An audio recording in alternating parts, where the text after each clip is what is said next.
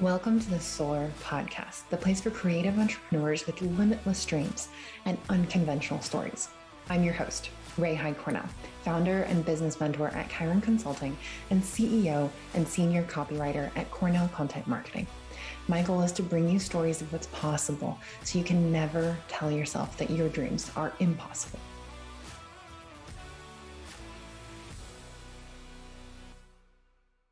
All right, so we have Cathy Topping with us today. I am so excited for this one because Cathy is actually a member of our team at Cornell, and she is the incredible creative mind behind the Cornell website and the Chiron website, which I am madly in love with both of them.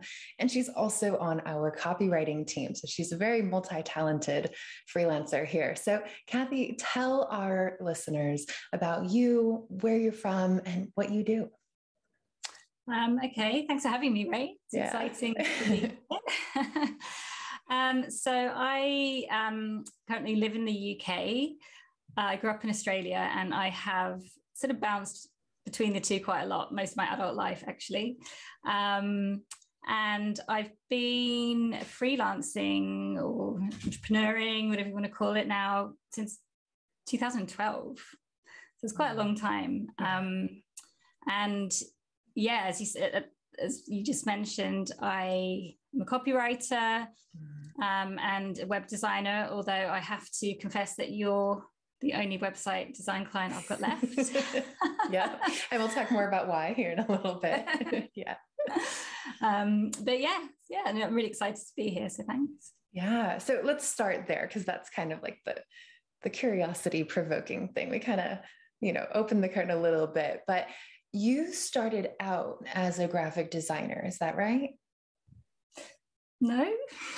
Really? What did you start out as? Well, my very first foray, if you like, into freelancing was as a photographer. This I did not know. This is interesting. Okay, so you started out as a photographer. And yes. How did you get into that? Well, I was in my early 20s. Mm-hmm. So this is like pre-digital, and I had like a little, an SLR. I was, I can't remember what I was doing. I was I was a bit lost, didn't really have a job as such. And, I was working, but I didn't have like a career path. And I got this camera, and I was living in London at the time. And my favorite thing to do was to wander around London, getting lost and taking photos. And I did that nonstop for like one whole summer, pretty much every day. And it was the first time I kind of learned, looked at the world in a certain way, like looking at it through a camera is really different to just looking at it. So I got really, really into it. And I stuck with that. I did that for 6-8 years. That's what my degree is in. I did a university degree in it, and pursued a freelance career as a photographer. It all shifted to digital. But I could never quite make it work financially. So I always had a job on the side that paid me quite good money, but it was an office job. It wasn't my thing. And I had my photography, and I just was living this double life for a really long time, and got very frustrated because all I wanted to do was be like, I'm a freelance photographer. But I just, it can be hard, right? To kind of get things to the point where you're able to, cut the cord, as it were. And so in 2012, when I sort of decided to make the leap, it was my aha moment, because we're talking about, what's the aha moment? So up until then, I'd been doing the thing that I love and trying to turn the thing that I loved into the thing that paid me money. And I just couldn't make that work. So I kind of had to just take a look at what I was doing. And I looked at the job I was doing, and I realized I can do what I do in this office as a freelancer. And I can actually earn pretty good money doing that. And then photography can be just for me. Yeah. And I still remember lying on my bed that day and just going, oh, that makes so much sense. Yeah. And what were you doing in the office job? So I've been doing a mix of things. It was kind of design based. Okay. I'd been learning a bit of coding. So and at that stage, I knew a lot of designers. I knew a lot of people who worked in agencies. I just kind of had this network. Okay. And I part of my problem with photography, I found, was because I was dealing with people. So I was doing like portraits. I never really wanted to do weddings. I really wanted to just do street photography, but it's hard to get paid. Yeah. to do that. Yeah. And so I was always kind of, my clients were always like people, quote unquote, mums and dads, or, you know, right. So I just struggled to be able to price things properly because it just felt like it's coming out of their pocket. And yeah. And when I realized that I could do what I was doing as a freelancer, and I started like freelancing through agencies, and my clients were like companies and big companies, and suddenly I was like, yeah, I can charge whatever. Yeah. It's business to business. This is whole different thing. Right. It's a big game changer when you shift who you're selling to. Massive. Yeah. Massive. Yeah. And that I haven't really looked back. I've never had a job since. So and so is that when you pivoted from being a kind of like freelance photographer with an office job on the side to being a freelance graphic designer with this kind of like passion project of photography on the side? Yeah, that's exactly. Yeah. I switched them. And I mean, because I realized that my drive to be self-employed was not necessarily what it was I was doing. Mm-hmm. It was about freedom. Yeah. Like everything, you know, and I've learned over this, everything, my driver, you know, everyone's got their own different drivers and their whys. Mine is freedom. And having to go in every day to an office and, you know, just not being able to choose what I did with my time. I couldn't. So, once I kind of realized that and then was able to make a kind of decision that was taking all that into account, all the pieces just fell into place. So how long did you do, because I know now you're a copywriter and you've really been working over the past few years to phase out the graphic design. So how long did you do the graphic design as your freelance business? And what was your inspiration to pivot into writing? So when I first started, I was doing a lot of kind of PowerPoint design. It was actually really niche, and it paid really well because, you know, it was a skill that not many people had. And then after doing that for a couple of years, I was like, I don't want to be doing work in agencies and, you know, like the big kind of, you know, advertising agencies. And I was sort of just starting to get immersed in the online space. And I was like, I'm going to learn how to do websites. Because I kind of, as I said, I've done a bit of coding, it was design, and, you know, it was a challenge, all that kind of stuff. So I kind of got my head down and, you know, I started learning some coding, but then all the page builders were kind of coming out, coming up around then. So this is now about 2014. And I remember I launched my very first website for a client 2 weeks after my twins were born. Oh, wow. So you were working on that all while being pregnant. Yeah. And I didn't manage to launch it in time. So I remember having a baby on my lap, just trying to do that last, like, get the thing launched and live. Oh my God. Wow. Yeah. And so, and I did that for, the next 5 years, I guess. And, you know, I would do some copy, you know, as well for clients. So, but it was kind of my front thing to the world was web design. And the thing is, with all these kind of visual, creative things, in my heart of hearts, my identity, I'm a writer and always have been since I was a kid. Even before the photography was really your passion. Anything, since I was a kid, I've always read, like being a massive reader, always good at English, creative writing.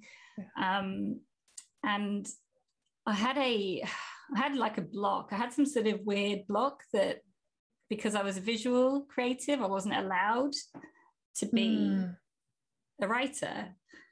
Because I think that, like you said, that, they are two very different skills and they do require different parts of your brain. Writing just comes easy to me. Design, I had to work at, I had to work to build that sort of way of looking at things. But yeah, writing is just like, is easy for me. Yeah. And I did some, like, I think you're like this, like some sort of alternative therapy work, and looked at some blocks and did some energy stuff and kind of just dealt with some things around what I was and wasn't allowed to do in my mind. Yeah. And was like, yeah, okay, I'm going to do it.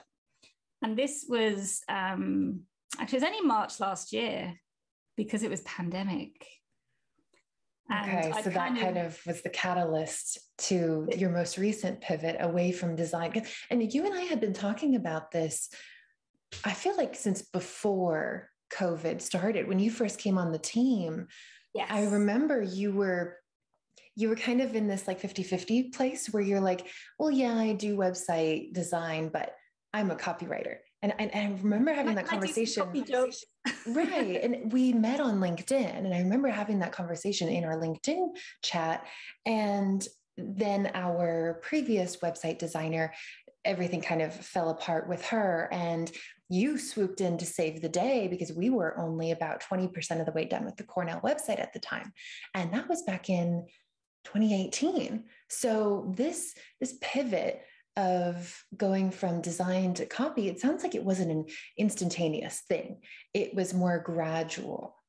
It was, I think, behind the scenes. And so I was kind of, I guess when I started talking to you, I was at the stage, because it was around that time that I would say all of that year, from 2018 to 2019, where I was working through some things. And it was definitely towards the end of 2019 where I was like, okay, I'm ready to kind of tell the world, because I'd been doing it. I had, it wasn't I hadn't been doing it. I'd done some work for you, I'd done some work for other clients, but it was more about sort of standing up and planting a flag and saying, this is what I do. And I was going to be really sensible about it because, I had lots of web design projects. So I'm not going to like throw that away. I'm going to transition. I'm going to whatever. And then in March 2020, it was just like the entire world just stopped breathing. Yeah. Wasn't it? Just like everyone just went, yep. I had projects cancelled and I was just like, oh man. And I just went into, I think, manifestation mode. Yeah. I was like, right, I'm dropping everything and I'm going to just get copywriting clients because I know that this is going to work and now's the time. And so I did.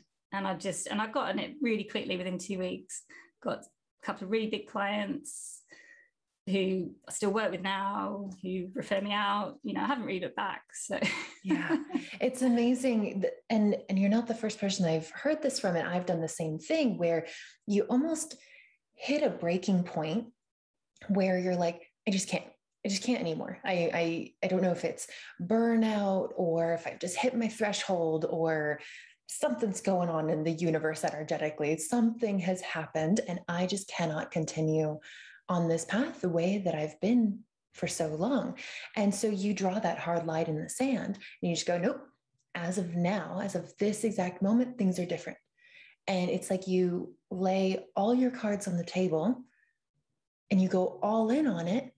And it's possibly the scariest thing you can ever do with your career, your finances, your household stability. And yet, for every single person I've ever talked to, and this was my experience as well, when you go all in on something, and it doesn't have to be this like huge grand affair where you have like a massive new website launch and you're announcing it all over social media and telling all your friends and emailing all the people that you know. It's just inside. It's just that decision inside where you go, nope, things are different now. This is how it's going to be. And you have no idea how it's going to work out, but then it does. It always does. Absolutely. And I think it is like flicking a switch of some sort. And it's just, I mean, for me, it's just, I get like, I'm like, this is happening quite often. I mean, I suppose for that example, it was fueled a little bit by panic. Mm-hmm. Yeah. which is a driver. Yeah. But, I guess the same decision, when I left my job, my very last job, and was like, I'm going all in. And I did the thing where I had not a big buffer, and I didn't really have anything lined up. Yeah. I was just, like you said, I'd reached my threshold. I was like, I can't do it anymore. I'm like living a double life. Yeah. And so I just was like, I'm going to make this work. And yeah, I did. And it is about making a decision. And there's a sort of idea, isn't it? As if you don't have a plan B, then you're going to make it happen. Right. Yeah. If you don't have a plan B, plan A is no longer a plan. It's just, that's the way it is. And it has to happen because there's no other option. Yeah. Yeah. Yeah. And you end up doing, I think, there's a certain energy involved in things like that you can't keep up forever. There's a kind of intensity that you bring to it. But it is because you're like, I'm going to do whatever I need to do to make this thing happen. Yeah. And so, you might, ring people, you might cold call, you've never done it before, or, right. You do things that make you feel vulnerable or scared. And you're like, that doesn't even matter because I've got this thing I've got to do. And yeah. So it does work out. Definitely. Yeah. So you've gone through this like professional identity evolution over the years where you went from feeling like you were a writer as a kid and then getting really passionate about photography, going into design because you worked hard at it, you were good at it, it paid well, you had this niche area that you were working in, and now pivoting to copywriting. What does that feel like to kind of come full circle and return to that writer identity that you had as a kid? It feels amazing. I still don't fully understand why I had to go such a long way around. But that sense of identity, because it came down to just a core identity, which I always feel like sounds a bit weird.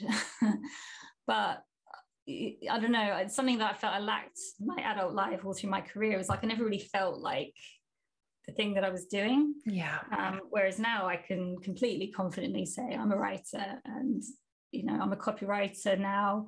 I fully intend to write a novel one day. It's just words are my thing.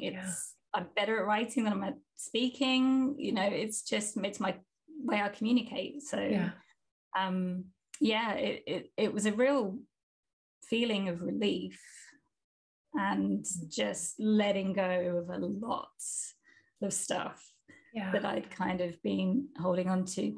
I kind of realized, because I was, always alongside my client work, I've always been kind of developing courses and, other income streams. And I got to the point where I was doing this whole kind of website template thing aimed specifically to freelance writers. I was like, I just want to be near writers. Yeah. You always had that magnetic pull in that kind of community. Yeah. And I was like, I want to be on one of them, but I'm not, sort of presenting myself that way. Well, and I think it's something that is actually really common in the freelancing world, especially in the freelance creative world. I mean, there's a lot of things that you can do freelance. You can do bookkeeping, you can be a VA, you can be tech support, you can be a web developer. But when it comes to creative stuff, I feel like, because I have a very similar kind of pathway, as you might know, as a kid, I was always journaling. I hoarded pens and journals and notebooks and stationery. And I was like, I'm a writer. And it was just something I kind of just knew, even though I didn't even know what a career as a writer would look like. But then I went through this whole thing of psychology and getting degrees in it, and then getting a master's and then another master's, and then going and working in a mental health facility and a drug rehab center, a community counseling center. And then I'm like, where the fuck am I? Like, this doesn't feel right. This feels awful. And I just wanted to write. And I would stay up all night doing, side freelance writing gigs. And I think that's something that's very common for creative freelancers, where we get pushed out of that creative identity and into something that is more, quote unquote, sensible or mainstream, or we're told like, oh, you will make a lot of money if you get this degree and you work at this company with the corner office and you climb the ladder. But then we always kind of feel like frauds, like we're walking in someone else's shoes until we just hit that breaking point and we snap. And we're like, fuck it, I'm going to burn it all down. Yeah. And go do the thing that I've meant to be doing since I was 6 years old, carrying my little notebook and pen around. Yeah. Yeah. I've got it on one of my many websites. That as part of my bio is that, I've been doing this writing thing since I won a competition when I was 9, because I won a little writing competition, now at school or whatever. And, I haven't won one since, but that day may come. Yep, it will. It will. So what advice would you give for someone listening to this and thinking like, man, I don't know what's wrong with me. I can't just choose a thing. I keep, shifting gears. I keep pivoting. What advice would you give them? Oh, I don't know if I'm the best person because, well, I guess based on my experience is just if you're pivoting, I think it's because you're searching, and you haven't quite maybe landed on the thing.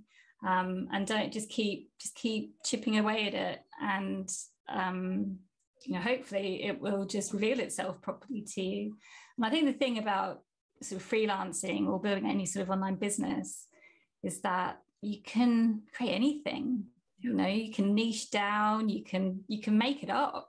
Yeah. You can call yourself something that no one else has ever called themselves if you want.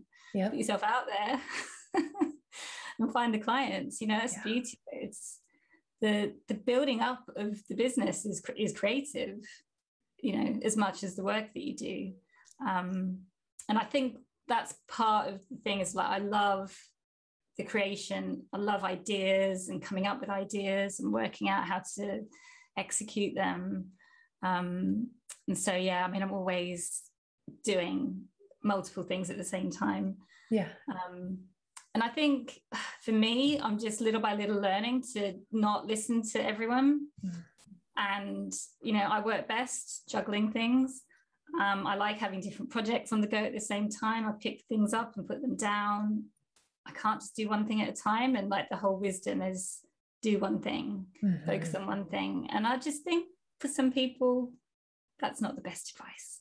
Yeah, exactly. And I love that you said that because it really comes down to trusting yourself over outside influences.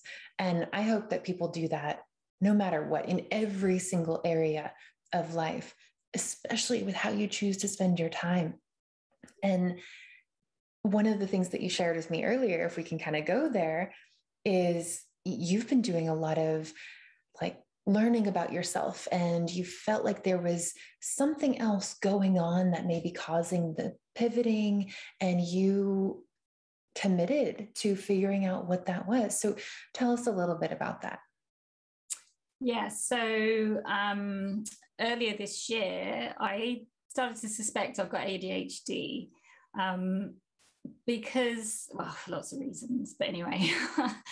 But again, it was a moment of, I kind of realized and I just knew. And it was just this kind of internal knowing of this makes sense. I don't even need diagnosis because I know. And the reason I knew is because I just, for about 2-3 days, again, it was just like all this stuff came up and then just dropped and came up and dropped. And I had all these like scenes flashing before my eyes of my life and being like, oh, that's why. And then the more I looked into it, and again, it's just becoming, it's more and more a process of self-acceptance and being like, that doesn't work for me because it's not how my brain works. Yeah. And I've been trying to sort of do things in a way that doesn't work for me. But yeah, I did pursue the diagnosis and I got it very recently, just a few days ago. And it kind of, because I already knew, I'm not surprised, but it's given me another level of kind of yeah, I guess just self-acceptance. Yeah. Because I think, you know, we all do it, don't we? You sort of layer stuff on, or over the years, your whole life, because you're trying to work out what everyone else wants from you. Yeah. Yeah. And you've, you know, hit a point where you've got to, like you say, you got to listen. And I, you know, a lot of it is I did, since like 2018, I've worked with various kind of healers and energy people, and worked through trauma, and just work through some heavy stuff and some not so heavy stuff. And it's just like an onion, isn't it? You just kind of just peel it back, and there's always more. But through the process, I'm learning how to listen to my intuition, which isn't always easy. But yeah, you know, I think that's a journey as well, to kind of know which voice inner voice is, you know, always it's got your best interests at heart. But you've got to kind of work out how to hear it sometimes. I love that you use the onion analogy, and every single time I use it myself, but every single time I hear someone say it, I think of the movie Shrek, where the donkey is like, well, why not a cake? Cakes have layers too, but everybody likes cakes. Not everybody likes onions. That just came to mind. But it really makes me think of, you know, when we find something out about ourselves, which I think is so important, especially as freelancers, you have to know how your brain works, how you see the world, how you fit into the world or don't, how you really click in with your purpose, and what does that look like in terms of making an income. You have to do that self-exploration work. And one of the things that this seems to come up a lot in the workshops that I do each month, but not everything that has a label is a bad thing. So although you've gotten this ADHD diagnosis, and you said this, that's just not how your brain works. You can't do things the way everyone else says you should, because that's just not the way your brain works. And ADHD, it may not be something that you have to necessarily fix. There's not necessarily something wrong with you. It's just that's how your brain works. And now your job is to figure out, okay, so these parts of ADHD, I actually kind of like. They help me be more creative. They help me be more spontaneous. I actually find some joy in them. But these parts of ADHD, I don't like. These are interfering with my life. These are lowering my quality of life. They're interfering with my relationships or my ability to get things done. So these are the things that I'm going to focus on and improve, and come up with creative solutions, or maybe work with a coach or a healer or someone who has experience in helping people adapt to the unique ways that their brain works. Yeah, exactly. And, you know, there's a lot of, because I was saying to you before, suddenly I'm seeing it everywhere. Yeah. And we have the Facebook groups, and, you know, there's a lot of talk about it being a superpower, because there's, you know, there is this certain element of, you know, when I get focused on something, I go all in, you know, and I love it. And I get, basically, when I was talking to my therapist about it, he's like, it just sounds like you get in flow, which is like the thing that everyone wants to do, you know, people would love that experience. And I think it's true. I get in like flow, and it's hard to come out of it a bit sometimes. But I can get a lot done, and, you know, prodigious, is that how you say it, amounts of work.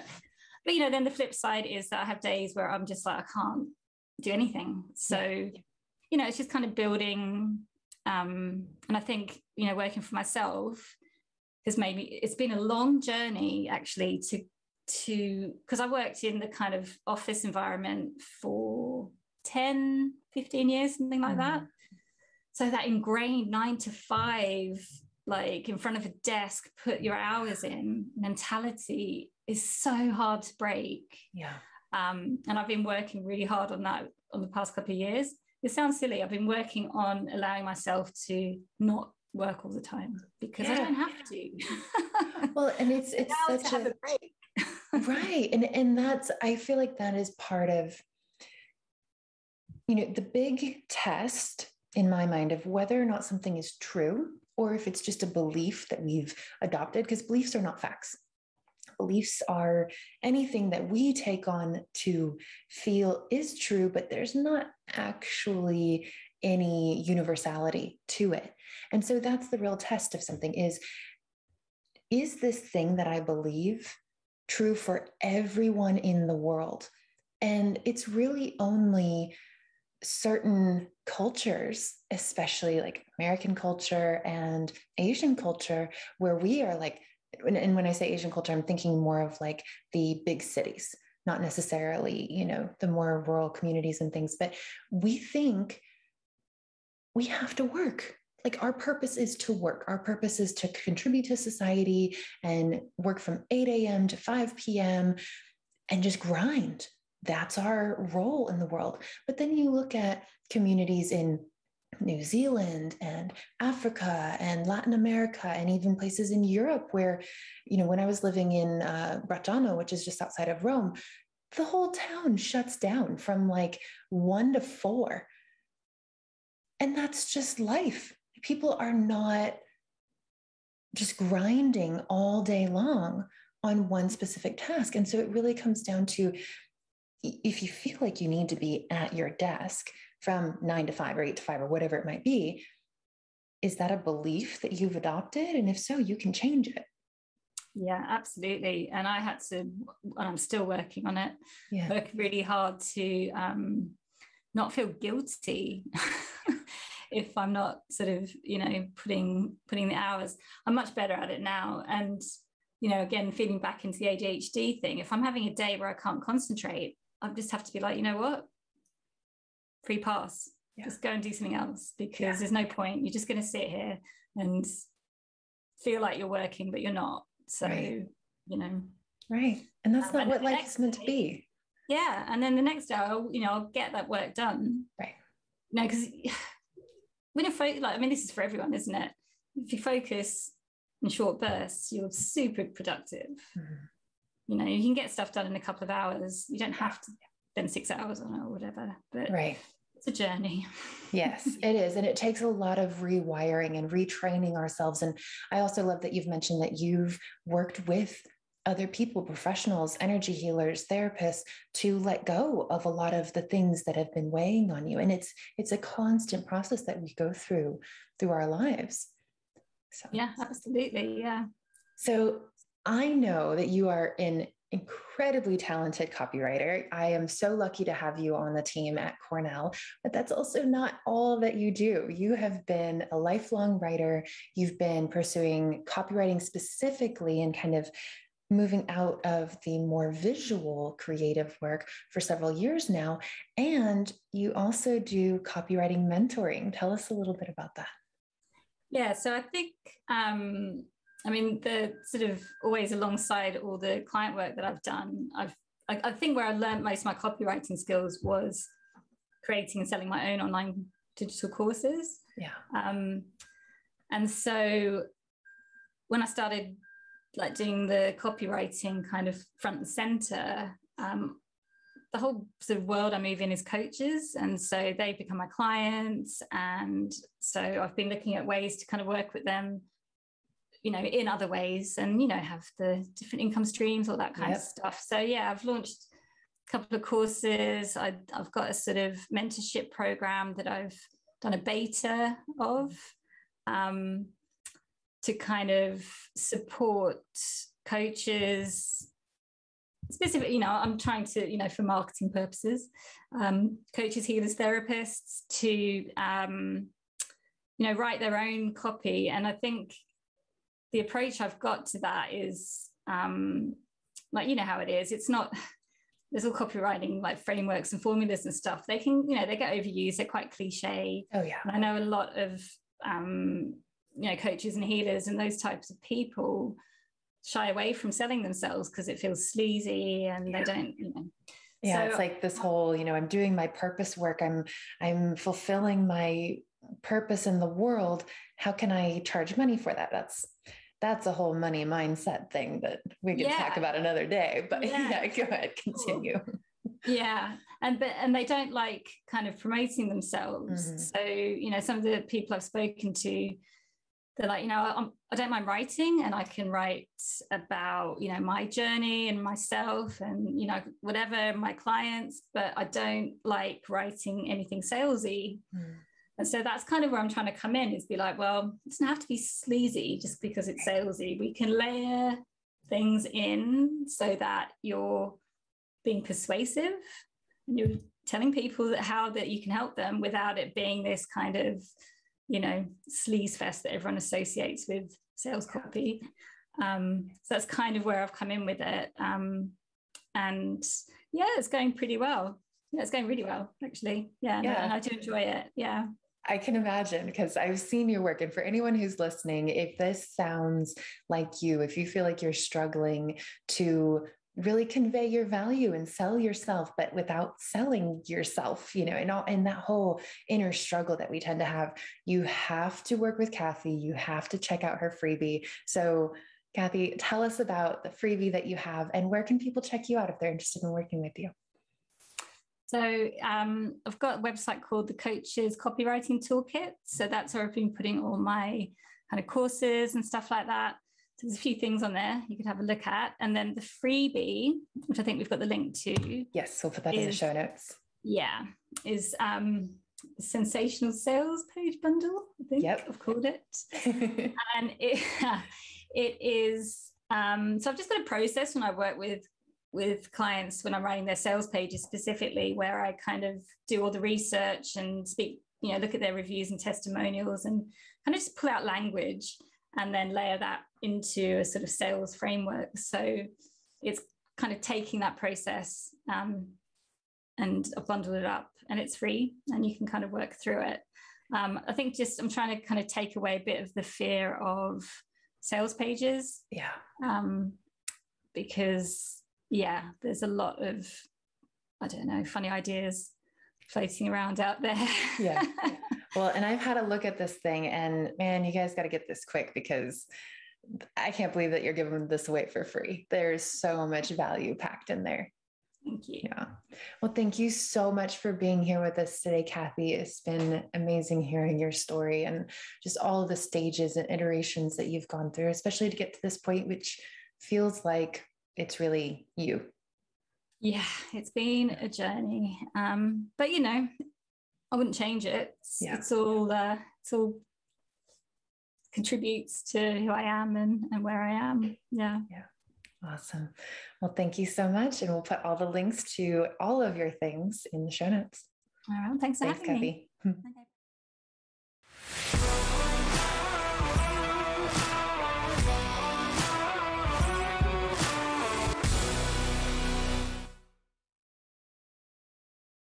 Hey, it's Ray again. Thanks for listening. If you liked this episode, please subscribe and rate us on your favorite podcasting platform. We're on iTunes, Stitcher, Podcast Addict, YouTube, and more. And want to be a guest on the show or know someone who has an amazing story of entrepreneurship?